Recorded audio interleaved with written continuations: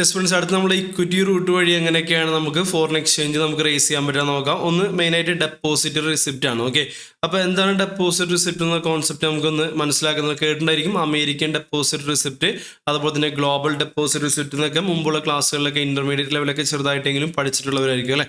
അപ്പോൾ ഡെപ്പോസിറ്റ് റിസിപ്റ്റും അതിൻ്റെ വർക്കിംഗ് ഒക്കെ ഞാൻ ഇവിടെ ജസ്റ്റ് എക്സ്പ്ലെയിൻ ചെയ്യുന്നുണ്ട്. അതൊന്നും പഠിക്കേണ്ട ആവശ്യമില്ല. ഓക്കെ, സോ ഞാൻ അതുവരെയുള്ള അതിൻ്റെ വർക്കിംഗ് വരെയുള്ള കാര്യങ്ങൾ, അല്ലെങ്കിൽ എന്തൊക്കെയാണ് അതിൻ്റെ ബെനിഫിറ്റ്, അല്ലെങ്കിൽ അതിൻ്റെ ബെനിഫിറ്റ് ടു കമ്പനി എന്താണ്, അതുപോലെ തന്നെ ബെനിഫിറ്റ് ഇൻവെസ്റ്റേഴ്സ് ഇതൊക്കെ എന്താണെന്നുള്ളത് നമുക്കൊന്ന് മനസ്സിലാക്കാം. ഓക്കെ, ജസ്റ്റ് ഒന്ന് നോക്കാം. ഇപ്പോൾ ഇന്ത്യയിൽ ഒരു കമ്പനി ഉണ്ടെന്ന് വിചാരിക്കാം. ഓക്കെ, ഇപ്പോൾ ഒരു ഇന്ത്യയിൽ ഇപ്പോൾ റിലയൻസ് ഇൻഡസ്ട്രീസ് ഉണ്ട്.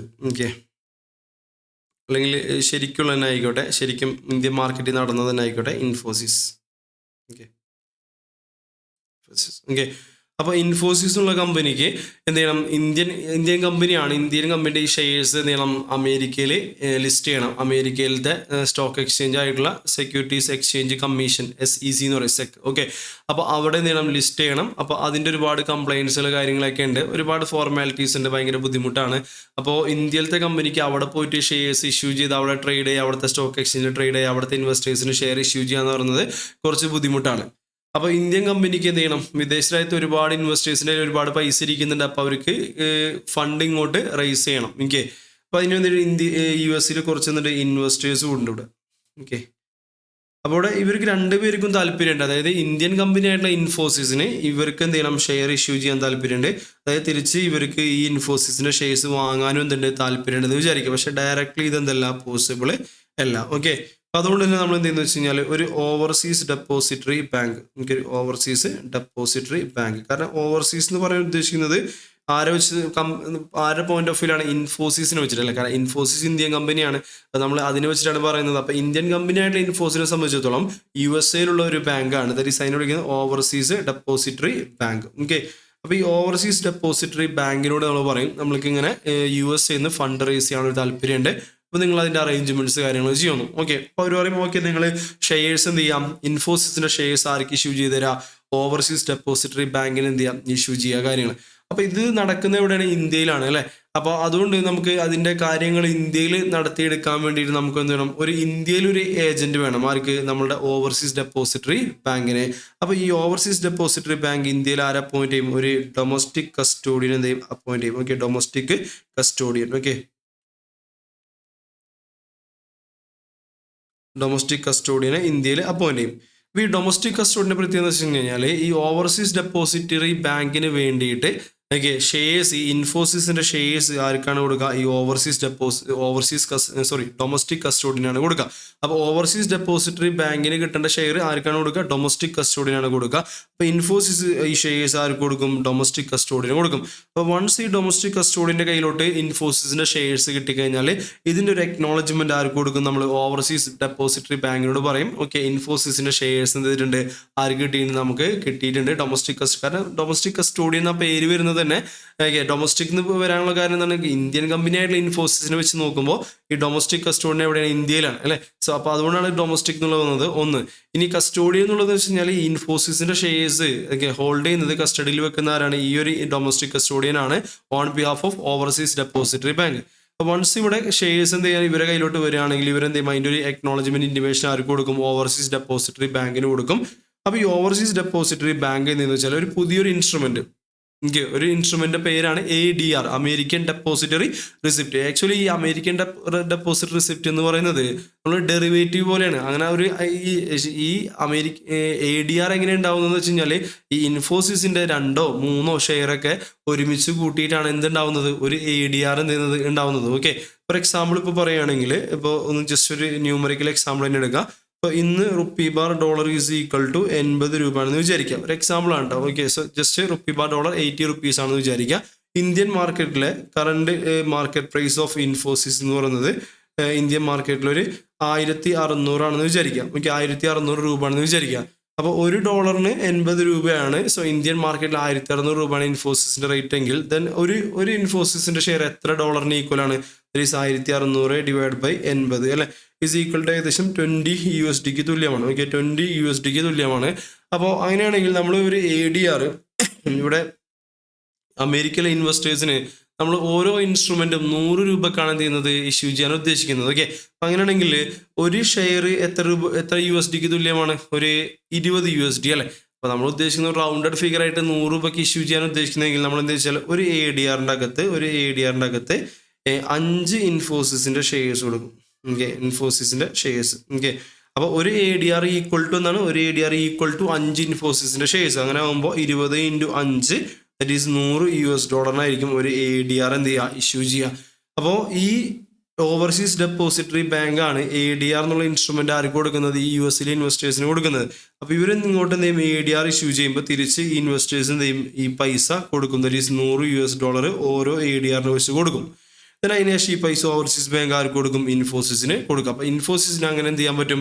ഞാൻ ചുരുക്കി പറയാണ്, ഫൈനൽ നോക്കുകയാണെങ്കിൽ US ഈ ഇൻവെസ്റ്റേഴ്സിന്റെ കയ്യിലിരിക്കുന്ന പൈസ അൾട്ടിമേറ്റ്ലി ആരുടെ കയ്യിലോട്ട് എത്തി? ഇന്ത്യയിലുള്ള ഇൻഫോസിസിന്റെ കയ്യിലോട്ട് എത്തി. ഓക്കെ, അപ്പോൾ മാത്രമല്ല ഈ ഇൻഫോസിസിന്റെ ഷെയർ ഇൻഡയറക്ട്ലി ഈ ഇൻവെസ്റ്റേഴ്സിന്റെ കയ്യിലോട്ട് എത്തി. നേരിട്ട് ഇൻഫോസിന്റെ ഷെയർ അല്ല, പകരം ഈ അമേരിക്കൻ ഡെപ്പോസിറ്റ് റിസിപ്റ്റ് എന്നുള്ള പേരിലാണ്, ദറ്റ് ഈസ് ADR എന്നുള്ള ഇൻസ്ട്രുമെന്റ് വഴിയാണ്. ADR അമേരിക്കയിലെ NYSE എന്നൊക്കെ പറയുന്നത്, NYSE എന്ന് വെച്ചാൽ ന്യൂയോർക്ക് സ്റ്റോക്ക് എക്സ്ചേഞ്ച്. ഓക്കെ, അമേരിക്കയിലെ പ്രധാനപ്പെട്ട എക്സ്ചേഞ്ചുകൾ നമ്മളുടെ ന്യൂയോർക്ക് സ്റ്റോക്ക് എക്സ്ചേഞ്ച്, അതുപോലെ തന്നെ അമേരിക്കൻ എക്സ്ചേഞ്ച്, അതുപോലെ നാസ്ഡാക്ക് എന്നൊക്കെ പറയുന്നത്. അപ്പോൾ അങ്ങനെ 3 ഉണ്ട്. അതിലേതെങ്കിലും നോർമലി ന്യൂയോർക്കിലാണ്. ഇപ്പോൾ പ്രാക്ടിക്കൽ നോക്കുകയാണെങ്കിൽ ഇൻഫോസിസ്, അതുപോലെ തന്നെ വിപ്രോ, ഇവരൊക്കെ ഇത് ഇഷ്യൂ ചെയ്തിട്ടുള്ള ആൾക്കാരാണ്. ഓക്കെ, ഇൻഫോസിസും വിപ്രോ ഒക്കെ എന്ത് ചെയ്തിട്ടുണ്ട്? ADR റിയൽ മാർക്കറ്റിൽ ഇന്ത്യയിൽ നോക്കുകയാണെങ്കിൽ നിങ്ങൾ ഗൂഗിളിലോ മറ്റ് ഇതിൽ നോക്കുകയാണെങ്കിൽ മനസ്സിലാവും, നമ്മളുടെ ഇൻഫോസിസ്, വിപ്രോ ഇവരൊക്കെ എന്നിട്ട് ശരിക്കും ADR ഇഷ്യൂ ചെയ്തിട്ട് ഇങ്ങനെ അമേരിക്കൻ സ്റ്റോക്ക് എക്സ്ചേഞ്ചിൽ ADR ലിസ്റ്റ് ചെയ്തിട്ടുമുണ്ട്. അപ്പം അങ്ങനെ ഫണ്ട് റേസ് ചെയ്തിട്ടുള്ള കമ്പനികളാണ്. പറഞ്ഞെന്ന് വെച്ച് കഴിഞ്ഞാൽ ഇവിടെ ഇൻഫോസിസിന് ഫണ്ട് കിട്ടണം ആരുടെ കയ്യിൽ നിന്ന്? ഈ ഇൻവെസ്റ്റേഴ്സിൻ്റെ കയ്യിൽ നിന്ന്. അതിന് ഉപയോഗിക്കുന്ന ഒരു മെക്കാനിസമാണ് ADR എന്ന് പറയുന്നത്. അതിനുവേണ്ടി ഈ ആദ്യം ഓവർസീസ് ഡെപ്പോസിറ്ററി ബാങ്കിനെ കണക്ട് ചെയ്യും. അവർ ഇന്ത്യയിൽ ഡൊമസ്റ്റിക് കസ്റ്റോഡിനെ അപ്പോയിന്റ് ചെയ്യും. പിന്നെ ഇൻഫോസിസ് ഷെയർസ് ആർക്ക് കൊടുക്കും? നമ്മുടെ ഡൊമസ്റ്റിക് കസ്റ്റോഡിന് കൊടുക്കും. ഡൊമസ്റ്റിക് കസ്റ്റോഡിൻ്റെ അക്നോളജ്മെന്റ് ആർക്ക് കൊടുക്കും? ഓവർസീസ് ഡെപ്പോസിറ്ററി ബാങ്കിനോട് അറിയിക്കുകയാണെങ്കിൽ തിരിച്ച് ഓവർസീസ് ഡെപ്പോസിറ്ററി ബാങ്ക് ADR ആർക്ക് ഇഷ്യൂ ചെയ്യും? ഇൻവെസ്റ്റേഴ്സിന് ഇഷ്യൂ ചെയ്യും. ഇൻവെസ്റ്റേഴ്സ് അതിന് തുല്യമായിട്ടുള്ള, ഇപ്പോൾ ഇവിടെ നമ്മൾ എക്സാമ്പിൾ പറഞ്ഞ പോലെ, സോ ഒരു ADRൻ്റെ അകത്ത് 5 ഷെയർ, ഒരു ADRൻ്റെ അകത്ത് 5 ഷെയർ, അപ്പോൾ ഒരു ഷെയറിന് $20 ആണെങ്കിൽ 5 എണ്ണത്തിന് $100 വരും. അപ്പോൾ $100 വിലയുള്ള ഒരു ADR എന്തെയും ഇൻവെസ്റ്റേഴ്സിന് ഇഷ്യൂ ചെയ്യും. ഒരു $100 ആർക്ക് കൊടുക്കും? Overseas depository bank.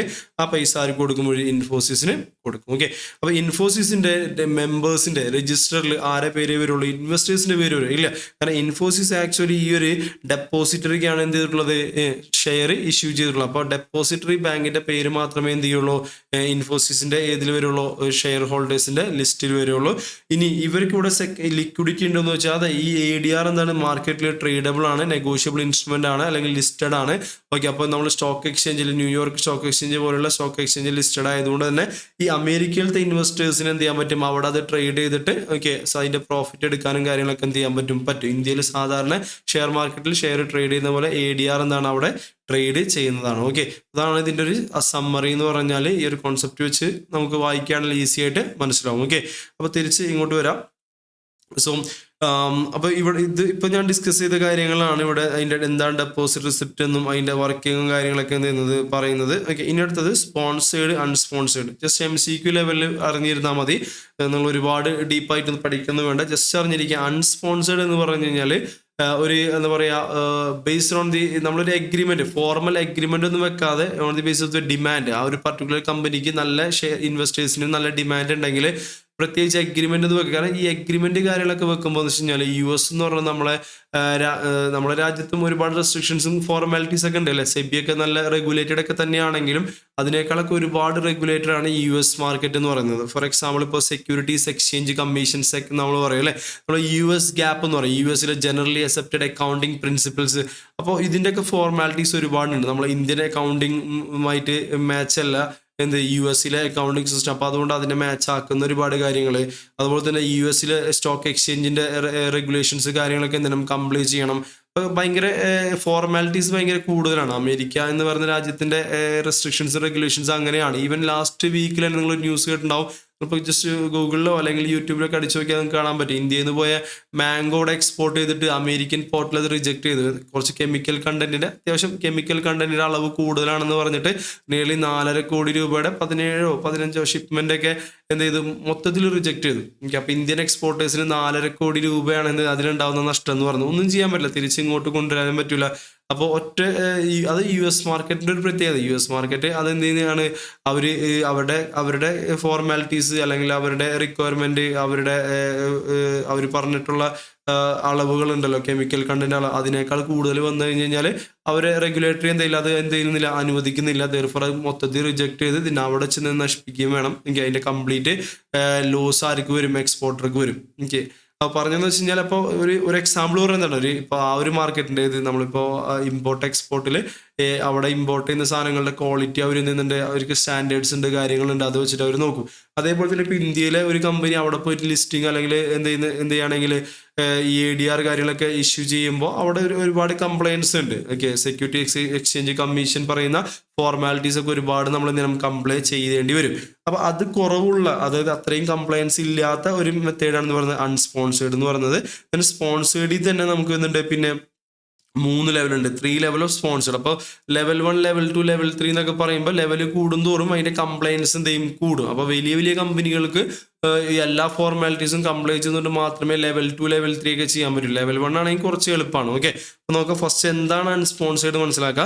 അൺസ്പോൺസേർഡ് deposit receipt are issued by 1 or more deposit in response to market demand. അതായത് അവിടെ എന്തുണ്ടാവില്ല, ഫോർമൽ എഗ്രിമെന്റ് വെച്ചിട്ടൊന്നല്ല ചെയ്യുന്നത്. ഓക്കെ, നോക്കാം, but without a formal agreement with the company. Okay, അപ്പോൾ ഇവിടെ ADRs ഇഷ്യൂ ചെയ്യുന്നത് without a formal agreement. Okay, so based on the market demand ചെയ്യുന്നതാണ് അൺസ്പോൺസേർഡ് എന്ന് പറയുന്നത്. ഓക്കെ, അവിടെ ഒരു ഫോർമൽ എഗ്രിമെന്റ് ഇല്ല.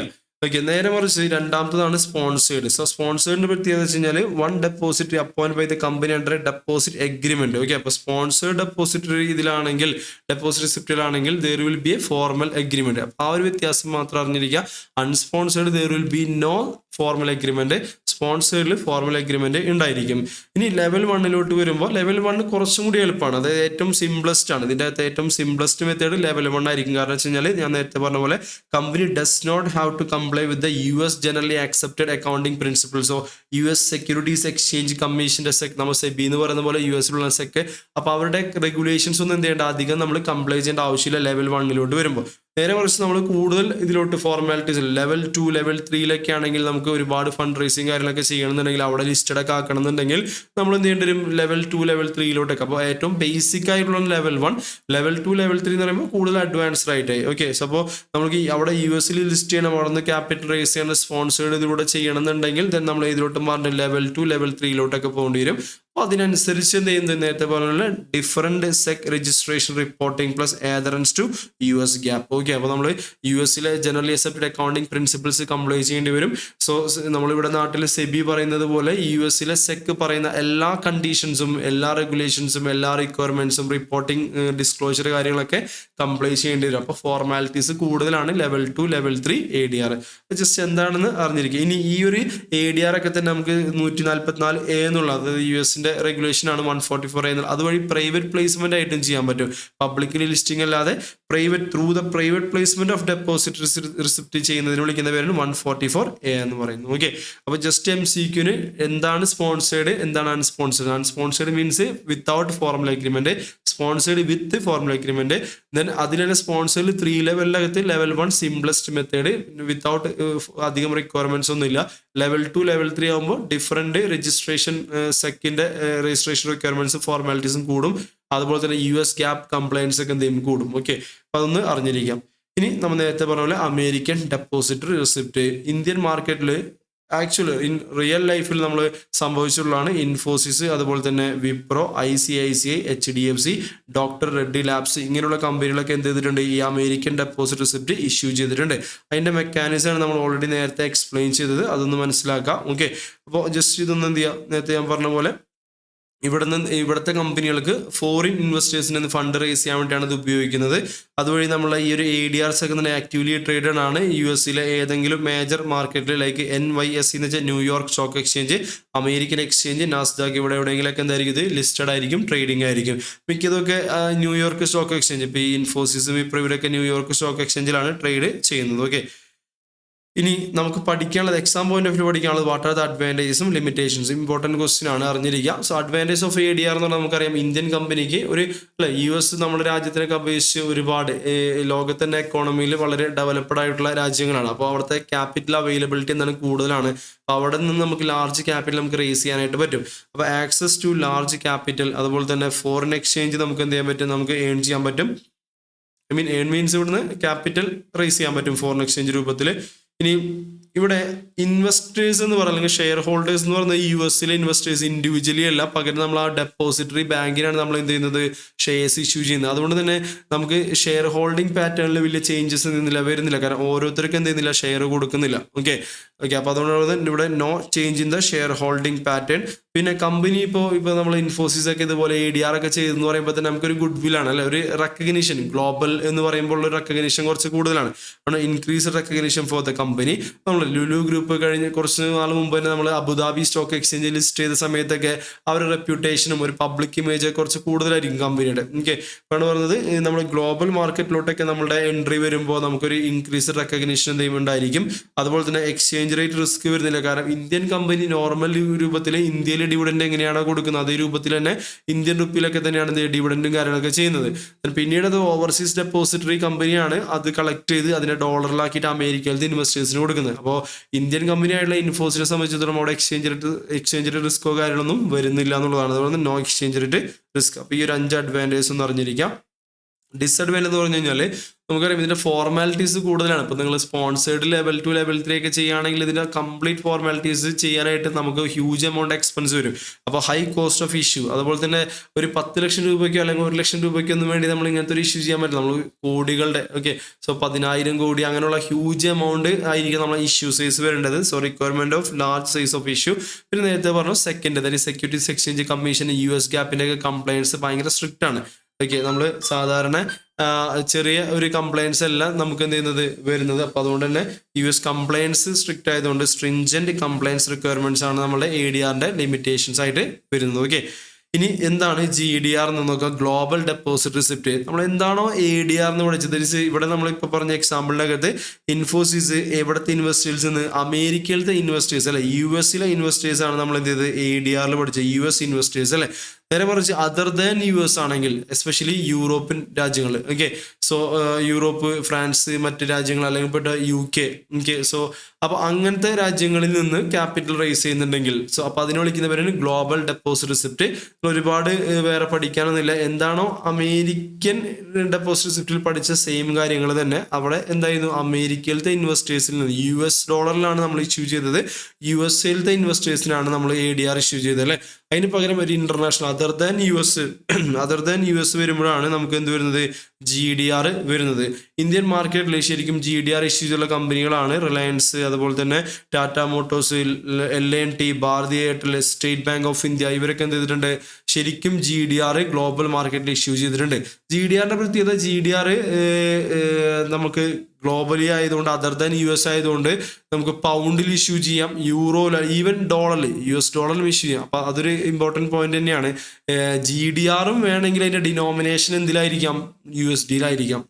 അപ്പോൾ ADR എന്തായാലും US-ലായതുകൊണ്ട് US dollar denominator, American deposit receipt US dollar denominator ആണ്. GDRും US ഡോളർ ഡിനോമിനേറ്ററോ അല്ലെങ്കിൽ പൗണ്ട്, യൂറോ അങ്ങനെയുള്ള കറൻസികളോ ആവാം. ഇനി പിന്നുള്ള വ്യത്യാസങ്ങൾ എന്തായിരിക്കും, മറ്റേ US ഡെപ്പോസിറ്ററി ബാങ്ക് ആയിരിക്കും എന്ത് ഇഷ്യൂ ചെയ്യുന്നത്, ADR ഇഷ്യൂ ചെയ്യുന്നത്. അമേരിക്കയിലത്തെ ഇൻവെസ്റ്റേഴ്സിന് ADR എന്നുള്ള ഇൻസ്ട്രുമെന്റ് കൊടുക്കുന്നത് ഏത് ബാങ്ക് ആയിരിക്കും, US ഡെപ്പോസിറ്ററി ബാങ്ക് ആയിരിക്കും അല്ലെ. നേരെ മറിച്ച് ഇവിടെ നമുക്ക് ഇന്റർനാഷണൽ ഡെപ്പോസിറ്ററി ബാങ്ക് ആയിരിക്കും. അതായത് GDR നമുക്ക് വരുന്നത് ഇന്റർനാഷണൽ ഡെപ്പോസിറ്ററി ബാങ്ക് ആയിരിക്കും നമുക്ക് എന്ത് വരുന്നത്, ഇത് ഇഷ്യൂ ചെയ്യുന്നത്, GDR ഇഷ്യൂ ചെയ്യുന്നത്. പിന്നെ അതിൻ്റെ മറ്റൊരു എന്ന് വെച്ച് കഴിഞ്ഞാൽ ADR ലിസ്റ്റ് ചെയ്യുന്നത് അമേരിക്കൻ സ്റ്റോക്ക് എക്സ്ചേഞ്ചിലായിട്ടുള്ള ന്യൂയോർക്ക് സ്റ്റോക്ക് എക്സ്ചേഞ്ചോ അല്ലെങ്കിൽ നമ്മളുടെ അമേരിക്കൻ എക്സ്ചേഞ്ചോ അതർവൈസ് നാസ്ഡാക്ക് ഇവിടെയൊക്കെ ആയിരിക്കും ലിസ്റ്റ് ചെയ്യുന്നത്. നേരെ മറിച്ച് GDR ലിസ്റ്റ് ചെയ്യുന്നത് ഗ്ലോബലി ആയതുകൊണ്ട് GDR നമുക്ക് ലിസ്റ്റ് ചെയ്യുന്നത് ഒന്നില്ലെങ്കിൽ ലണ്ടൻ സ്റ്റോക്ക് എക്സ്ചേഞ്ച് അല്ലെങ്കിൽ നമ്മളുടെ ലക്സംബർഗ് സ്റ്റോക്ക് എക്സ്ചേഞ്ചിലൊക്കെ ആയിരിക്കും GDRന്റെ എന്ത് വരുന്നത് ലിസ്റ്റിങ് വരുന്നത്. ഇതാണ് മെയിനായിട്ട് ADRും GDRും തമ്മിലുള്ള വ്യത്യാസം എന്ന് പറയുന്നത്. ഓക്കെ, അപ്പോൾ ബാക്കിയെല്ലാം ഓൾമോസ്റ്റ് സെയിം തന്നെയാണ്. അതിൻ്റെ കോൺസെപ്റ്റ് അണ്ടർലൈൻ കോൺസെപ്റ്റ് ഒക്കെ സെയിം തന്നെയാണ്. നോക്കാം. So GDR global deposit receipt are issued by international investment bank ആണ്. നേരത്തെ പറഞ്ഞ ഇന്റർനാഷണൽ ഡെപ്പോസിറ്ററി ബാങ്ക് എന്ന് പറഞ്ഞാൽ ഇന്റർനാഷണൽ ഇൻവെസ്റ്റ്മെന്റ് ബാങ്ക് ആണ് ഇഷ്യൂ ചെയ്യുന്നത്. അമേരിക്കയിൽ അമേരിക്കൻ ഡെപ്പോസിറ്ററി ബാങ്ക് ആയിരിക്കും ഇഷ്യൂ ചെയ്യുന്നത്. ഓക്കെ, ഇനി അവർ US ഡോളറിലോ അല്ലെങ്കിൽ അതർ ദൻ US ഡോളറിൽ എന്ത് ചെയ്യാം ഡിനോമിനേറ്റഡ് ആയിരിക്കും. ഓക്കെ, പഠിക്കാനുള്ളത് what are the features of GDR എന്നുള്ളതാണ്. ഒന്നാമത്തത് അണ്ടർലൈൻ ഷെയർസ് ആണ്. നേരത്തെ പറഞ്ഞ പോലെ നമ്മൾ എക്സാമ്പിളിൽ ഇൻഫോസിസിന്റെ എക്സാമ്പിൾ പറഞ്ഞപ്പോൾ പറഞ്ഞില്ലേ 5 ഷെയർ ആണ് ഒരു ADRന്റെ അകത്ത് അല്ലെ. അതുപോലെ തന്നെ 2 കൂടുതൽ അല്ലെങ്കിൽ ഷെയർസ് എന്ത് ചെയ്യാം ഓരോ GDRലും മൾട്ടിപ്പിൾ ഷെയർസ് മേ ബി ഉണ്ടായിരിക്കാം. അതിന് അണ്ടർലൈൻ ഷെയർസ് എന്ന് പറയുന്നത്. ഇനി എൻട്രി ഇൻ ദ ബുക്സ് എന്ന് പറഞ്ഞു കഴിഞ്ഞാൽ ആ ഡെപ്പോസിറ്ററുടെ പേരായിരിക്കും. ഓക്കെ, ഡെപ്പോസിറ്ററി ബാങ്കിന്റെ പേരായിരിക്കും എവിടെ ഉണ്ടാവുക ഷെയർ ഹോൾഡേഴ്സിന്റെ ലിസ്റ്റിൽ ഉണ്ടാവുക. ഓക്കെ, അതുപോലെ റിട്ടേൺസ് എന്ന് പറഞ്ഞാൽ ഡിവിഡൻഡ് നമ്മൾ എന്ത് ചെയ്യും അവർക്ക് ലോക്കൽ കറൻസിയിൽ. ഇപ്പോൾ ഇന്ത്യൻ കമ്പനി എന്ത് ചെയ്യും ലോക്കൽ കറൻസി, ഇപ്പോൾ ഭാരതീയ എയർടെലൊക്കെ GDR ഇഷ്യൂ ചെയ്യുന്ന അവരെന്ത് ചെയ്യും അവർ ഡിവിഡൻഡ് ലോക്കൽ കറൻസിയിലാണ് കൊടുക്കുക. പിന്നീട് ആ ഡെപ്പോസിറ്റ് ബാങ്ക് അത് കൺവേർട്ട് ചെയ്ത് ഡോളറായിട്ട് എന്ത് ചെയ്യും അവർക്ക് അവർ ഇൻവെസ്റ്റേഴ്സിന് കൊടുക്കും. നെഗോഷിയബിൾ ആണ്. നേരത്തെ പറഞ്ഞ പോലെ തന്നെ സ്റ്റോക്ക് എക്സ്ചേഞ്ചിൽ ട്രേഡബിൾ ആണ്. ലണ്ടൻ സ്റ്റോക്ക് എക്സ്ചേഞ്ചിൽ ലക്സംബർഗ് അങ്ങനെയുള്ള സ്റ്റോക്ക് എക്സ്ചേഞ്ചിലൊക്കെ ട്രേഡബിൾ ആണ്. ഗ്ലോബലി മാർക്കറ്റിലാണ് അതർ ദാൻ US ലാണെങ്കിൽ ADR, അതർ ദാൻ US ആണെങ്കിൽ GDR. അപ്പോൾ US ഒഴികെയുള്ള ബാക്കി എല്ലാ മാർക്കറ്റിലും GDR എന്നുള്ള രൂപത്തിൽ ഗ്ലോബലി ട്രേഡിംഗ് നടക്കുന്നുണ്ട്. Then settlement through international system, that is international ബാങ്കിലൂടെയാണ് എന്ത് ചെയ്യുന്നത് ഇൻവെസ്റ്റ്മെന്റ് ബാങ്കൊക്കെയാണ് അതിന്റെ സെറ്റിൽമെന്റും കാര്യങ്ങളൊക്കെ ചെയ്യുന്നത്. ഇനി ഇന്ത്യൻ മാർക്കറ്റിൽ അതിന്റെ ഇമ്പാക്ട്, ഇന്ത്യൻ ക്യാപിറ്റൽ മാർക്കറ്റിൽ ഇമ്പാക്ട് ഓഫ് GDR എന്ന് പറഞ്ഞാൽ നോർമലി നമ്മൾ ഫോറിനിൽ ഇഷ്യൂ ചെയ്തിട്ടുള്ളതാണെങ്കിൽ ഗ്ലോബൽ മാർക്കറ്റിലെ കാര്യങ്ങൾ നമ്മൾ എന്ത് ചെയ്യും എഫക്ട് ചെയ്യും അല്ലേ. അപ്പോൾ വേൾഡിലെ ഇവന്റ്സ് നമ്മൾ എന്ത് ചെയ്തിട്ട് നോക്കേണ്ടി വരും. പലപ്പോഴും ഇന്ത്യൻ മാർക്കറ്റ് അമേരിക്കയിലെ മാർക്കറ്റിൽ എന്താണ് സംഭവിച്ചത്, ഇന്ന് അമേരിക്കൻ മാർക്കറ്റ് ഡൗൺ ആണെങ്കിൽ അതിനനുസരിച്ച് ഇന്ത്യയിൽ എന്ത് ചെയ്യാറുണ്ട് മാർക്കറ്റ് ഡൗൺ ആവാറുണ്ട്. അപ്പോൾ വേൾഡിലെ ഇവന്റ്സ് വേൾഡിൽ എന്തൊക്കെയാണ് നടന്നുകൊണ്ടിരിക്കുന്നത് അതൊക്കെ നമ്മൾ നോക്കേണ്ടി വരും. ബിക്കോസ് കമ്പനിയുടെ ADR GDR ഒക്കെ ഗ്ലോബലി എന്താണ് ലിസ്റ്റഡ് ആണെങ്കിൽ അതിന് ഫസ്റ്റ് പോയിന്റ് വന്ന് track of world wide events നമ്മൾ ട്രാക്ക് ചെയ്യേണ്ടി വരും. മാത്രമല്ല ഫ്രീ പ്രൈസിങ്, ദാറ്റ് ഈസ് നമ്മൾ പ്രൈസിങ്ങിനെ കുറിച്ചൊരു ഇല്ലുസ്ട്രേഷൻ തൊട്ട് താഴെ ചെയ്യുന്നുണ്ട്. നമുക്ക് പ്രൈസിങ് നമ്മൾ ഇഷ്ടത്തിനുള്ള പ്രൈസിങ് ചെയ്യാം. ഇപ്പോൾ നേരത്തെ നമ്മളൊരു പ്രൈസിങ് ചെയ്തല്ലോ 1600 രൂപ ഡിവൈഡ് ബൈ 80, $1 80 അപ്പോൾ 20 USD അങ്ങനത്തെ 5 എണ്ണം, അപ്പോൾ $100 എന്നൊക്കെ പറഞ്ഞിട്ട് അപ്പോൾ പ്രൈസിങ് ഫ്രീ പ്രൈസിങ് ആണ്, നമുക്ക് ഇഷ്ടമുള്ള രൂപത്തിൽ ചെയ്യാൻ പറ്റും. ഇനി അതുപോലെ തന്നെ ഇന്ത്യയിലോട്ട് എന്ത് ചെയ്യും ഈ ADR GDR ഒക്കെ ഇഷ്യൂ ചെയ്യുന്നത് വഴി ഇന്ത്യയിലോട്ട് നമുക്ക് എന്ത് ചെയ്യാൻ പറ്റും ഫണ്ട് ഫോറിൻ എക്സ്ചേഞ്ച് കൊണ്ടുവരാനായിട്ട് പറ്റും. ഓക്കെ, ഈ ഒരു ഐഡിയ എന്ത് ചെയ്യാൻ ഉണ്ടാക്കാം. ഓക്കെ, നമ്മൾ വിത്ത് ലിമിറ്റഡ് ടൈം നമ്മൾ മാക്സിമം എന്താ കാര്യങ്ങൾ നമ്മൾ പറഞ്ഞിട്ടുണ്ട്. ഒന്ന് മനസ്സിലാക്കുക എന്താണ് ADR GDR എന്നുള്ളതിന്റെ അഡ്വാൻറ്റേജ് ലിമിറ്റേഷൻസ് ഒക്കെ എന്ത് ചെയ്യാൻ പഠിക്കാനായിട്ട് നോക്കാം. അപ്പോൾ ഇതേപോലെ തന്നെ വേറൊരു കോൺസെപ്റ്റ് IDR എന്ന് പറയും, ഇന്ത്യൻ ഡെപ്പോസിറ്റ് റിസിപ്റ്റ്. നമ്മൾ എന്താണോ ADR GDR പഠിച്ചത് എങ്ങനെയാണ് ഇന്ത്യൻ കമ്പനികൾ ഫോറിനിൽ നിന്ന് ക്യാപിറ്റൽ റൈസ് ചെയ്യുന്നത് അല്ലേ, അതിന്റെ നേരെ ഓപ്പോസിറ്റ് ആണെന്ന് പറഞ്ഞാൽ IDR എന്ന് പറഞ്ഞാൽ ഇന്ത്യൻ ഡെപ്പോസിറ്റ് റിസിപ്റ്റ്. അപ്പോൾ ഇപ്പോൾ ഒരു അമേരിക്കൻ കമ്പനി ഇന്ത്യയിലത്തെ ഇൻവെസ്റ്റേഴ്സിനെ ഒന്ന് ഫണ്ട് റൈസ് ചെയ്യാൻ ഉപയോഗിക്കുന്നതാണ് IDR എന്ന് പറയുന്നത്, Indian depository receipt. Okay, Indian company America എന്നാകുമ്പോൾ American deposit receipt, American company India എന്നാകുമ്പോൾ Indian depository receipt. Okay, yes. then ഒരു ഇല്ലുസ്ട്രേഷൻ നോക്കാം. സോ ഇമ്പോർട്ടൻറ്റ് ക്വസ്റ്റ്യൻ ആണ്, കഴിഞ്ഞ CA ഫൈനൽ എക്സാമിന് SFMന് അത് ചോദിച്ചുള്ള ഒരു ക്വസ്റ്റ്യൻ ആണ്. സോ നമുക്ക് സ്പീഡായിട്ടൊന്ന് കവർ ചെയ്യാൻ നോക്കാം. A Limited is considering the expansion project in USA. അപ്പോൾ ആ ഒരു പ്രപ്പോസൽ പ്രൊജക്ടിന് വേണ്ടി നമുക്ക് $20 മില്യൺ ആവശ്യമുണ്ട്, നെറ്റ് ഓഫ് ഇഷ്യൂ എക്സ്പെൻസ് എല്ലാം കഴിഞ്ഞിട്ട്. ഇനി ദ ഫ്ലോട്ടേഷൻ കോസ്റ്റ് 2% ആണ്. അപ്പോൾ എത്ര രൂപ നമ്മൾ ഫണ്ട് റൈസ് ചെയ്താൽ അതിൻ്റെ 2% നമുക്ക് എന്ത് വരുന്നുണ്ട് ഇഷ്യൂ എക്സ്പെൻസ് ആയിട്ട് വരുന്നുണ്ട്. The company has proposed issue GDR ആണ് ഇഷ്യൂ ചെയ്യാനായിട്ട് ഉദ്ദേശിക്കുന്നത്. ഓക്കെ, ഇനി you have been appointed as the principal financial consultant for the project, compute the number of GDR to be issued. അപ്പോൾ നമുക്ക് ഒന്നാമത്തെ ആൻസർ വേണ്ടത് നമ്പർ ഓഫ് GDR എത്രത്തോളം എന്ത് ചെയ്യണം ഇഷ്യൂ ചെയ്യണം. ആൻഡ് അടുത്തത് cost of GDR with the help of the following additional information. ഒന്ന്, expected market price of the share at the time of issue of GDR issue ചെയ്യുന്ന സമയത്ത് ഒരു ഷെയറിന്റെ പ്രൈസ് എത്രയായിരുന്നു 500 rupees ആണ്, face value 100 rupees, market price 500 ആണ്. 2 share ആണ്, ഓരോ GDRന്റെ അകത്തും 2 ഷെയർ ആണ് ഉള്ളത്. മാത്രമല്ല നമ്മൾ 10% ഡിസ്കൗണ്ടഡ് ടു മാർക്കറ്റ് പ്രൈസിലാണ് ഇഷ്യൂ ചെയ്യാൻ ഉദ്ദേശിക്കുന്നത്. അങ്ങനെയാണെങ്കിൽ 500 rupeesന്റെ 2 ഷെയർ എന്ന് പറയുമ്പോൾ 1000 rupees അല്ലേ. സോ ഒരു GDRന്റെ അകത്ത് 2 ഷെയർ ഉണ്ടാവും. അപ്പോൾ ഒരു GDR നമ്മൾ ഇന്ത്യൻ റുപ്പിയിൽ ഇഷ്യൂ ചെയ്യാൻ ഉദ്ദേശിക്കുന്നത് 1000 ആണ്. ലെസ് ഡിസ്കൗണ്ട് എത്ര പെർസെൻറ്റേജ്? 10% നമുക്ക് എന്ത് വരുന്നത്? ഡിസ്കൗണ്ട് ഉദ്ദേശിക്കുന്നുണ്ടെങ്കിൽ 100ന്റെ 10%, സോറി 1000ന്റെ 10%, 100, ബാലൻസ് എത്ര? 900 അല്ലേ. അപ്പോൾ നമ്മൾ net issue price after discount നമ്മൾ ഇഷ്യൂ ചെയ്യാൻ ഉദ്ദേശിക്കുന്നത് 900 റുപ്പീസിനാണ് ഇഷ്യൂ ചെയ്യാൻ ഉദ്ദേശിക്കുന്നത്. അപ്പോൾ ഒരു GDRൽ 2 ഷെയർ, അപ്പോൾ 2 ഷെയറിന്റെ മാർക്കറ്റ് പ്രൈസ് 2 × 500 1000, 1000ൽ നിന്ന് 10% ഡിസ്കൗണ്ട് 900 അല്ലേ. ഇനി എക്സ്പെക്റ്റഡ് എക്സ്ചേഞ്ച് റേറ്റ് എത്രയാണ്? 72 അല്ലേ. അപ്പോൾ നമുക്ക് 900 നമുക്ക് കളക്ട് ചെയ്യണം. 72 ആണ് എക്സ്ചേഞ്ച് റേറ്റ് എങ്കിൽ എത്ര $ആണ് നമ്മൾ ഇഷ്യൂ ചെയ്യേണ്ടത്? 900 ഡിവൈഡ് ബൈ 72 കംസ് ടു നമുക്ക് 12.5 വരും അല്ലേ. ഓരോ GDRും $12.5 നമ്മൾ എന്ത് ചെയ്യേണ്ടത്? ഇഷ്യൂ ചെയ്യേണ്ടത് അല്ലേ. So dividend is expected to be 20% with growth rate of എത്ര? 10%. അപ്പോൾ G ഈസ് ഈക്വൽ ടു 10% ആണ്. സോ അതുപോലെ തന്നെ 20% ഡിവിഡൻഡ് എന്ന് പറയുമ്പോൾ ശ്രദ്ധിക്കുക, ഡിവിഡൻഡ് കൊടുക്കുന്നത് മാർക്കറ്റ് പ്രൈസിലല്ല, ഫേസ് വാല്യൂമിലാണ്. അപ്പോൾ 100 റുപ്പീസ് ഫേസ് വാല്യൂവിന് 20% എന്ന് പറയുമ്പോൾ നമുക്ക് 20 റുപ്പീസാണ് നമുക്ക് എന്ത് ചെയ്യുക? ഡിവിഡൻഡ് വരാം അല്ലേ. അപ്പോൾ എപ്പോഴും പക്ഷേ സ്റ്റുഡൻസ് ഇവിടെ തെറ്റിപ്പോകാൻ ചാൻസ് എന്ന് പറയുന്നത്, ഒരു GDRന്റെ അകത്ത് 2 ഷെയർ ഉണ്ട് അല്ലേ. ഒരു GDRന്റെ അകത്ത് 2 ഷെയർ ഉണ്ട്. അപ്പോൾ നമ്മൾ ഡിവിഡൻഡ് ആയിട്ട് എടുക്കേണ്ടത് 20 ഒരു ഷെയറിന്റെ ആണ് അല്ലേ. സോ 100 റുപ്പീസ് ഫേസ് വാല്യൂ ഒരു ഷെയറിനല്ലേ. അപ്പോൾ അതിന്റെ 20% 20 രൂപ എന്ന് പറയുമ്പോൾ ഒരു ഷെയറിന്റെ ഡിവിഡൻഡ് ആണ്. ഒരു GDRന്റെ അകത്ത് അണ്ടർലൈങ് ആയിട്ട് എത്ര ഷെയർ ഉണ്ട്? 2 ഷെയർ ഉണ്ടെങ്കിൽ 20 × 2 ദാറ്റ് ഈസ് എത്ര? 40 റുപ്പീസ് അല്ലേ നമുക്ക് എന്ത് വരാം? ഡിവിഡൻഡ് വരാം. മറക്കരുത്, ഇമ്പോർട്ടൻ്റ് ആണ്, ശ്രദ്ധിക്കുക. ഓക്കെ, അപ്പോൾ ഡിവിഡൻഡ് 20% ഓക്കെ 20 റുപ്പീസ് ആണ് 100ന്റെ. പക്ഷേ 2 ഷെയർ ഉള്ളത് കൊണ്ട് 40 റുപ്പീസ് ആണ്. ഒരു GDRന്റെ ഡിവിഡൻഡ് 40 റുപ്പീസ് ആണെന്നുള്ള കാര്യം മറക്കരുത്. ഓക്കെ, ദെൻ ക്വസ്റ്റ്യൻ ചോദിച്ചേക്കുന്നത് എന്തൊക്കെയായിരുന്നു? 1 number of GDR issued, 2 cost of GDR അല്ലേ. ആൻസർ നമ്മൾ ക്വസ്റ്റ്യൻ വായിക്കുമ്പോൾ തന്നെ എക്സ്പ്ലെയിൻ ചെയ്തിരുന്നു. ആദ്യം നോക്കാം, നമുക്ക് 1000 രൂപയാണ് ഒരു ടോട്ടൽ ഒരു ഷെയറിൻ്റെ ഇത്. അതിൻ്റെ 10% ഡിസ്കൗണ്ട് കഴിഞ്ഞിട്ട് 900 റുപ്പീസ് ആണ് ഇഷ്യൂ പ്രൈസ് ഉദ്ദേശിക്കുന്നത്. അതിനെ ഡോളറിലോട്ട് നമ്മൾ മാറ്റുമ്പോൾ 12.5 വരും. 12.5 വരും. ദെൻ ഡിവിഡൻഡ് വരുന്നത് 40 ആണ് അല്ലേ. നമുക്ക് ഫസ്റ്റത്തെ ആൻസർ നമ്പർ ഓഫ് GDR അല്ലേ. നമ്പർ ഓഫ് GDR അല്ലേ, അതല്ല നമുക്ക് ആദ്യം കിട്ടേണ്ടത് അല്ലേ. എന്നാലോചിച്ച് നോക്കാം, നമുക്കിവിടെ ഈ പ്രൊജക്റ്റിന് എത്ര മില്യൺ ആവശ്യമാണ്? 20 മില്യൺ ആവശ്യമാണ്. Net off 2% flotation cost. Okay, അപ്പോൾ നമ്മൾ X റുപ്പീസിൻ്റെ അല്ലെങ്കിൽ X ഡോളേഴ്സിൻ്റെ ഇഷ്യൂ ചെയ്യുകയാണെങ്കിൽ അതിൽ നിന്ന് 2% എന്തായിട്ട് പോകും? ഫ്ലോട്ടേഷൻ ആയിട്ട് പോകും. ബാലൻസ് എത്ര ഉണ്ടാവുള്ളൂ? 98% അവൈലബിൾ ഫണ്ട് ഉണ്ടാവുള്ളൂ. അതായത് ഇൻവെസ്റ്റ് ചെയ്യാനായിട്ട് അവൈലബിൾ ആവുന്നത് 98 ആയിരിക്കും. ബിക്കോസ് ഫ്ലോട്ടേഷൻ 2% പോകുന്നില്ല. അപ്പോൾ ഫ്ലോട്ടേഷന് വേണ്ടി നമ്മൾ 2% മാറ്റി കഴിഞ്ഞാൽ X എമൗണ്ടിൽ നിന്ന് 2 പോയി കഴിഞ്ഞാൽ ബാക്കി 98% ഓഫ് X ബാലൻസ് ഉണ്ടാവുള്ളൂ. അത് നമുക്ക് എത്ര ഉണ്ടാവണം? 20 മില്യൺ ഉണ്ടാവണം. അപ്പോൾ ഫ്ലോട്ടേഷൻ കഴിഞ്ഞിട്ട് നമുക്ക് 20 മില്യൺ കിട്ടണമെങ്കിൽ X ആണ് ഇഷ്യൂ ചെയ്തെങ്കിൽ Xന്റെ 98% ആയിരിക്കും എന്ത്? 20 million. Therefore X is equal to എന്തായിരിക്കും? 20 മില്യൺ ഡിവൈഡ് ബൈ 98% ആയിരിക്കും. ഇതാണ് നമ്മുടെ ഗ്രോസ് ഇഷ്യൂ എന്ന് പറയുന്നത്. ഓക്കെ, അപ്പോൾ നമ്മൾ 20 മില്യൺ നമ്മളെ കയ്യിൽ ഇൻവെസ്റ്റബിൾ പോർഷൻ ആയിട്ട് 20 മില്യൺ ഉണ്ടാവാൻ നമ്മൾ 20 മില്യൺ ഇഷ്യൂ ചെയ്താൽ പോരാ. ബിക്കോസ് നമുക്ക് ഫ്ലോട്ടേഷൻ കോസ്റ്റ് ഉണ്ട്. അപ്പോൾ ആഫ്റ്റർ ഫ്ലോട്ടേഷൻ നമുക്ക് 20 മില്യൺ കിട്ടണമെങ്കിൽ നമ്മൾ കുറച്ചുകൂടെ അധികം എന്ത് ചെയ്യണം? ഇഷ്യൂ ചെയ്യണം അല്ലേ. Therefore gross issue will be 20 divided by 98% is equal to 20 point answer 20.40816 million എന്നുള്ള ആൻസർ കിട്ടും. ഓക്കെ, അപ്പോൾ അത്രയും മില്യൺ $US നമ്മൾ ഗ്രോസ് ഇഷ്യൂ ചെയ്യണം. അതിൽ നമുക്ക് എന്ത് പോകും? ഫ്ലോട്ടേഷൻ പോയിട്ട് ബാലൻസ് നമുക്ക് 20 മില്യൺ നമുക്ക് അവൈലബിൾ ആയിട്ടുണ്ടാവും. ഇവിടെ 98 എന്തുകൊണ്ടാണ് വന്നത്? Because 2% flotation. നാളെ എക്സാമിന് 3% എന്ന് പറയുകയാണെങ്കിൽ അവിടെ 97 ആയിരിക്കും അല്ലേ. യെസ്, ഓക്കെ, അപ്പോൾ ഇവിടെ 20 മില്യൺ ഡിവൈഡ് ബൈ 98% ചെയ്യുമ്പോൾ 20.408 അല്ലെങ്കിൽ 40816 ആണ് നമ്മളുടെ ഗ്രോസ് ഇഷ്യൂ വരുന്നത്. അപ്പോൾ ഇത്രയും മില്യൺ നമുക്ക് റേസ് ചെയ്യാൻ നമ്മൾ ഓരോ ബോണ്ടും ഇഷ്യൂ ചെയ്യുന്നത് എത്രയാണ്? 12.5 അല്ലേ. അപ്പോൾ 20.408 മില്യൺ റേസ് ചെയ്യാൻ പോവാണ് യൂസിങ് എത്ര രൂപയുടെ ഇൻസ്ട്രുമെന്റ് വെച്ചിട്ട്? 12.5ന്റെ ഇൻസ്ട്രുമെന്റ് വെച്ച്. അപ്പോൾ എത്ര GDR എന്ത് ചെയ്യണം? ഇഷ്യൂ ചെയ്യണം. ഈ 12 രൂപയുടെ എത്ര GDR ഇഷ്യൂ ചെയ്താലാണ് നമുക്ക് ടോട്ടൽ 20.408 മില്യൺ കളക്ട് ചെയ്യാൻ പറ്റുക. Therefore ഇത്രയും എമൗണ്ട് 20.40 മില്യൺ ഡിവൈഡ് ബൈ 12.5 എന്ന് പറയുമ്പോൾ ആൻസർ നമുക്ക് കിട്ടുന്നത് 1.63265 എന്നൊക്കെ. Okay, so 1.63 something. ഓക്കെ, 1.6326 എന്നുള്ള ഒരു ആൻസർ കിട്ടും. അത്രയും മില്യൺ എന്ത് വേണം?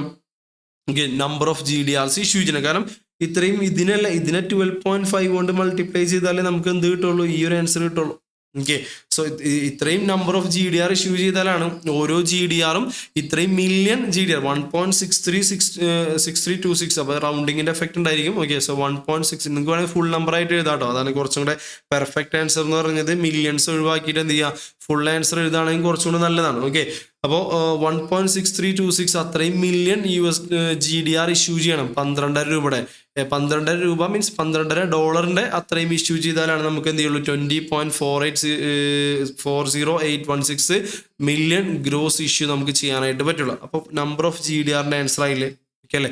നേരത്തെ ഇൻഫോസിസിൻ്റെ എക്സാമ്പിൾ പറഞ്ഞില്ലേ, 1600 രൂപയുള്ള ഇൻഫോസിസ് 80 ഒരു എക്സ്ചേഞ്ച് റേറ്റ് ആണെങ്കിൽ ഒരെണ്ണത്തിന് $20, അങ്ങനത്തെ 5 വെച്ച് നമ്മൾ $100 ഇഷ്യൂ ചെയ്യുന്നൊക്കെ. അതുപോലെ തന്നെ ഇവിടെ നമ്മൾ 2 ഷെയർ, ഓക്കെ, 2 ഷെയർ. സോ അപ്പോൾ ഒരു ഷെയറിന് 500 രൂപ, 2 ഷെയറിന് 1000. അപ്പോൾ 1000-ന് 10% ഡിസ്കൗണ്ട് 900 ഡിവൈഡ് ബൈ എക്സ്ചേഞ്ച് റേറ്റ് 72 എന്ന് പറയുമ്പോൾ ഒരെണ്ണം ഇഷ്യൂ ചെയ്യാൻ പോകുന്നത് 12.5. അങ്ങനത്തെ എത്ര എണ്ണം ചേർന്നാലാണ് 20.408116 മില്യൺ ആവുന്നത് അല്ലേ? ദാറ്റ് ഈസ് എത്ര? 1.6326 സംതിങ് മില്യൺ. First answer. രണ്ടാമത്തത് കോസ്റ്റ് ഓഫ് GDR അല്ലേ? Cost of GDR. ഈ കോസ്റ്റ് ഓഫ് GDR എന്ന് പറയുമ്പോൾ നമ്മൾ ഈ cost of capital, cost of equity, cost of ഡെപ്റ്റ് ഒക്കെ പഠിച്ചിട്ടുണ്ട് അല്ലേ? ഈ കോസ്റ്റ് ഓഫ് GDR പഠിച്ചിട്ടില്ല. പക്ഷെ നമ്മൾ മനസ്സിലാക്കുക, ഈ GDR എന്ന് പറഞ്ഞൊരു ഇൻസ്ട്രുമെന്റ് ഡയറക്ട്ലി ഉണ്ടോ? ഇല്ല. കാരണം GDR എവിടെ നിന്നുണ്ടാവുന്നതാണ്? ഇക്വിറ്റി ഷെയറിൽ നിന്നുണ്ടാവുന്നതാണ് അല്ലേ? അപ്പം അങ്ങനെയാണെങ്കിൽ cost of GDR will be equal to എന്തായിരിക്കും? കോസ്റ്റ് ഓഫ് ഇക്വിറ്റി തന്നെ ആയിരിക്കും. അപ്പോൾ നമ്മൾ പഠിച്ചിട്ടുണ്ട് K is equal to D1 divide by P0 plus G അല്ലേ? Okay, so K is equal to D1 divide by P0 plus G അല്ലേ? അപ്പം അങ്ങനെയാണെങ്കിൽ ഈ ഒരു GDRന്റെ അകത്ത് 2 ഷെയർ ഉണ്ടെങ്കിൽ സോ D1 വിൽ ബി, ഒരു ഷെയറിന്റെ ഡിവിഡൻഡ് 20 രൂപയാണെങ്കിൽ 2 ഷെയറിന്റെ ഡിവിഡൻഡ് എന്തായിരിക്കും? 40 രൂപ അല്ലേ? ദെർഫോർ നമ്മളുടെ D1 എന്ന് പറയുമ്പോൾ എത്ര കിട്ടും? നമുക്ക് 40 റുപ്പീസ് കിട്ടും അല്ലേ? So D1 will be 40 rupees ആയിരിക്കും. Okay, D1 will be 40. അപ്പോൾ നമ്മളിവിടെ എന്ത് ചെയ്യാം? D1 അവിടെ 40 ഡിവൈഡ് ബൈ P0 എന്ന് പറഞ്ഞാൽ നമ്മൾ പഠിച്ചിട്ടുണ്ടാവും ഇഷ്യൂ പ്രൈസ് അല്ല, പക്ഷെ നെറ്റ് ഇഷ്യൂ പ്രൈസ് ആണ്. മനസ്സിലാക്കാം, P1 എന്ന് പറഞ്ഞാൽ നെറ്റ് ഇഷ്യൂ പ്രൈസ് ആണ്. Okay, so D1 divide by P0 net issue price. Net issue price വെച്ചാൽ നമ്മൾ ഈ 900 നമ്മൾ ഇഷ്യൂ ചെയ്യുമ്പോൾ 900 റുപ്പീസിനാണ് ഇന്ത്യൻ റുപ്പിയിൽ ഇഷ്യൂ ചെയ്യുന്നത് അല്ലേ, ആഫ്റ്റർ ഡിസ്കൗണ്ട്. പക്ഷെ ഇതിന്റെ 2% നമ്മൾ എന്ത് പോകുന്നില്ല? ഫ്ലോട്ടേഷൻ പോകുന്നില്ലേ? ബാക്കി അവൈലബിൾ ആയിട്ടുള്ള ഫണ്ട് ഇൻവെസ്റ്റബിൾ പോർഷൻ എത്ര ഉള്ളൂ? ഇതിന്റെ 98% അല്ലേ? അപ്പോൾ എപ്പോഴും മനസ്സിലാക്കുക, നമ്മൾ ഈ ഫോർമുലയിൽ D1 divide by P0 means net proceeds ആണ്. Net proceeds means after flotation cost അല്ലേ? അപ്പോൾ അതുകൊണ്ട് 900 ഇൻറ്റു 98% കംസ് ടു 882 ആണ് വരിക. 882. ഓക്കെ, അപ്പോൾ 882 ആണ് നമ്മളുടെ എന്ത് വരിക? P0 വരിക. Okay, into 100. Okay, plus G growth rate 10% ഇവിടെ ഓൾറെഡി തന്നിട്ടുണ്ട്, അത് 10% എടുക്കുക. Which is equal to 40 divide by 882 into 100. ആ ഒരു പോർഷൻ നമുക്ക് 4.53 കിട്ടും. 4.535% plus 10%. So total comes to 14.535%. Surround ചെയ്യണമെങ്കിൽ 54. ഓക്കെ, 14.54% നമുക്ക് എന്ത് കിട്ടും? കോസ്റ്റ് ഓഫ് GDR കിട്ടും. അപ്പോൾ കോസ്റ്റ് ഓഫ് GDR എന്ന് പറയുന്നത് കോസ്റ്റ് ഓഫ് ഇക്വിറ്റിയുടെ അതേ ഫോർമുല എടുക്കുക. D1 divide by P0 plus G എടുക്കുക. D1 2 ഷെയർ 20 രൂപ വെച്ച് 40 രൂപ. P0 900ന്റെ after flotation cost 98% 882. Then plus 10% growth rate. Okay, so അതാണ് നമ്മുടെ ഈ ഒരു ഇല്ലസ്ട്രേഷൻ 1 വരുന്നത്. ഇനി അടുത്തത് വാറന്റ് എന്താണെന്നുള്ളത്. സോ വാറന്റ് എന്ന് പറഞ്ഞാൽ ഉദ്ദേശിക്കുന്നത് വെച്ചാൽ നമ്മൾ വാറന്റ് ഹോൾഡ് ചെയ്യുന്ന ഒരാൾക്ക് ഒരു റൈറ്റ് കിട്ടും. Right, okay, so right to buy. നമ്മൾ ഓപ്ഷൻസ് ഒക്കെ പഠിക്കുന്നത് പോലെ സോ ഒരു കമ്പനിയുടെ ഷെയർ എന്ത് ചെയ്യാൻ പറ്റും? ഒരു ആഫ്റ്റർ ഒരു വിത്തിൻ എ പർട്ടിക്കുലർ ടൈമിനുള്ളിൽ ഒരു സ്പെസിഫൈഡ് പ്രൈസിൽ നമുക്ക് ആ കമ്പനിയുടെ ഷെയർ വാങ്ങിക്കാനുള്ള ഒരു അവകാശത്തിന് വിളിക്കുന്ന പേരാണ് വാറന്റ് എന്ന് പറയുന്നത്. ഓക്കെ, അപ്പോൾ ജസ്റ്റ് ആ ലൈൻ ഒന്ന് വായിക്കുക. A warrant is a security that entitle the holder to buy the underlying stock of the issuing company at a fixed exercise price until the expiration date. Okay, മറ്റേ employee stock option എന്നൊക്കെ പറയുന്നത് പോലെ എംപ്ലോയീസിന് share വാങ്ങിക്കാനുള്ള അവകാശം കൊടുക്കുന്നത് ഇവിടെ share ഹോൾഡേഴ്സിന്റെ ഒരു rate ആണ്. So അവർക്ക് എന്ത് ചെയ്യണം? ഒരു പർട്ടിക്കുലർ ഡേറ്റിനുള്ളിൽ ഒരു എക്സ്പയറി 3 വർഷം 5 വർഷം ഒക്കെ പറഞ്ഞിട്ടായിരിക്കും. അപ്പോൾ ആ ഒരു എക്സ്പയറി ഡേറ്റിനുള്ളിൽ നമുക്ക് എന്ത് ചെയ്യാൻ പറ്റും? ഒരു പർട്ടിക്കുലർ സ്പെസിഫൈഡ് പ്രൈസിന് എന്ത് ചെയ്യാൻ പറ്റും? കമ്പനിയുടെ ഷെയർസ് വാങ്ങാനുള്ള അവകാശത്തിന് വിളിക്കുന്ന പേരാണ് വാറന്റ് എന്ന് വിളിക്കുന്നത്. ഒരു ഇൻസ്ട്രുമെന്റ് ആണ്, ഒരു റേറ്റ് ആണ്. ഓക്കെ, അപ്പോൾ വാറന്റ് ഡിറ്റാച്ചബിൾ ഒക്കെ ആയിരിക്കും. നമുക്ക് ആ ഷെയർ വേണ്ടാന്നുണ്ടെങ്കിൽ, നമുക്ക് ആ ഒരു അവകാശം നമ്മൾ വിനിയോഗിക്കാൻ ഉദ്ദേശിക്കുന്നില്ലെങ്കിൽ, നമുക്ക് ആ വാറന്റ് വേണമെങ്കിൽ നമുക്ക് മറ്റൊരാൾക്ക് എന്ത് ചെയ്യാൻ പറ്റും? ഒരു പർട്ടിക്കുലർ പ്രൈസിന് സെല് ചെയ്യാനൊക്കെ ആയിട്ട് പറ്റും. നമുക്ക് മറ്റേ റൈറ്റ് ഇഷ്യൂവിൻ്റെ ഒക്കെ നമ്മൾ റൈറ്റ് സെല് ചെയ്യുമല്ലോ, റൈറ്റ് ഇഷ്യൂവിൻ്റെ ആ റൈറ്റ് നമ്മൾ സെല് ചെയ്യാനൊക്കെ പറ്റും. റിനൗൺസ് ഓഫ് റൈറ്റ് കാര്യങ്ങളൊക്കെ. അതുപോലെ തന്നെ നമുക്ക് ഇവിടെയും എന്ത് ചെയ്യാൻ പറ്റും? വാറന്റ് നമുക്ക് ഡിറ്റാച്ചബിൾ, നമുക്ക് സെപ്പറേറ്റ് സെല് ചെയ്യാനൊക്കെ ഉള്ള ഓപ്ഷൻസ് ഉണ്ട്. ഓക്കെ, അപ്പോൾ ജസ്റ്റ് എന്താണ് വാറന്റ് നമ്മൾ അറിഞ്ഞിരിക്കുക. നേരത്തെ പറഞ്ഞ പോലെ ഇവിടെ MCQ കുറച്ച് ക്വസ്റ്റ്യൻസ് ഉണ്ട്. Which of the following bond are denominated in yen? So Yankee bond US dollar, samurai yen ആണ്, ഷിബോസായും yen ആണ് അല്ലേ? അപ്പോൾ ആൻസർ ശരിക്കും BNC എന്നാണ് വരാം. ഓക്കെ, അപ്പോൾ ആൻസർ D ആണ് വരാം. ടെക്സ്റ്റ് B ആണ് കൊടുത്തത്, D ആക്കാം. അത് dash are underwritten and have maturity up to 1 year അല്ല. So underwritten and maturity up to 1 year ആയിട്ടുള്ള മറ്റേ ഇഷ്യൂ ഫെസിലിറ്റീസ് അല്ലേ അല്ലേ? സോ നോട്ട് ഇഷ്യൂൻസ് ഫെസിലിറ്റീസ് ആണ്. Dash is a private arrangement between lending bank and borrow എന്ന് പറയുമ്പോൾ club ലോണാണ്. Club ലോണാണ് പ്രൈവറ്റ്, അല്ലെ സിൻഡിക്കേറ്റഡ് ക്രെഡിറ്റ് കുറച്ചുകൂടെ പബ്ലിക് ആണ്. ക്ലബ് ലോണാണ് പ്രൈവറ്റ് വരുന്നത്. ഓക്കെ, ഇനി ഇത് ക്വസ്റ്റ്യൻ ശരിക്കും ഇത് ഓപ്ഷൻസ് ആണ്. ഇവിടെ ക്വസ്റ്റ്യൻ ഇതാണ്. Okay, Yankee bond is, so Yankee ബോണ്ടിന്റെ പ്രത്യേകത എന്താണ്? യാങ്കി ബോണ്ട് US$ ഡിനോമിനേറ്റഡ് ആണ്. ഇഷ്യൂ ചെയ്യുന്ന US-ലാണ്, പകരം ആരാണ് ഇഷ്യൂ ചെയ്യുന്നത്? നോൺ US കമ്പനി അല്ലേ. അങ്ങനെയാണെങ്കിൽ $, denominated bond issued in the US by non US അല്ലേ. അപ്പോൾ $, ഡിനോമിനേറ്റഡ് ആണ്, ഇഷ്യൂഡ് ഇൻ US ആണ്, നോൺ US കമ്പനിയാണ് ഇഷ്യൂ ചെയ്യുന്നത്. അപ്പോൾ അങ്ങനെയാണെങ്കിൽ നമുക്ക് B ആണ് എന്ത് വരിക, ആൻസർ വരിക. ദെൻ ഷിബോസായ് ബോണ്ട് പ്രത്യേകിച്ച്, അപ്പോൾ ഷിബോസായ് എന്ന് പറയുന്നത് ജാപ്പനീസിയൻ ആണ്, പ്രൈവറ്റ് പ്ലേസ്മെന്റ് ആണ്. ഓക്കെ, സോ ഷിബോസായിൽ വരുന്നത് ജാപ്പനീസിയൻ ആണ്, issued under the private placement. Okay, അപ്പോൾ ഇങ്ങനെ ഈ ഒരു MCQ ഒക്കെ എന്ത് ചെയ്യുക, അറിഞ്ഞിരിക്കുക, എക്സാമിനിൽ ഇപ്പോൾ ചോദിക്കാം. ഓക്കെ, ബാക്കി ഇവിടെ ഒക്കെ നമ്മൾ ഓൾറെഡി പഠിച്ച കാര്യമാണ്. ജസ്റ്റ് ഒന്ന് എന്ത് ചെയ്യുക, റീഡ് ചെയ്ത് നോക്കുക, കംപ്ലീറ്റ് ചെയ്യുക. ഓക്കെ.